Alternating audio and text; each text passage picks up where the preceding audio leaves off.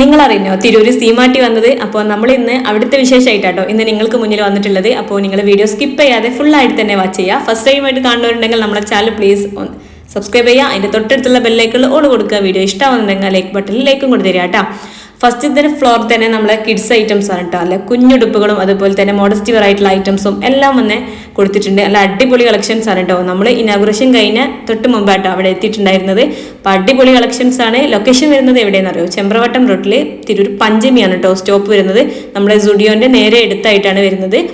അപ്പോൾ ഇന്നായിരുന്നു കേട്ടോ ഇവിടെ ഇനാഗ്രേഷന്. അടിപൊളി കളക്ഷൻസ് ഉണ്ട് കേട്ടോ, പറയാതിരിക്കാൻ വയ്യ. കുഞ്ഞുടുപ്പുകൾ, കുട്ടികൾക്ക് ബർത്ത്ഡേ പാർട്ടി വേറൊക്കെ ഐറ്റംസ് ഉള്ള ഒരുപാട് കളക്ഷൻസ് അവിടെ ഉണ്ട്.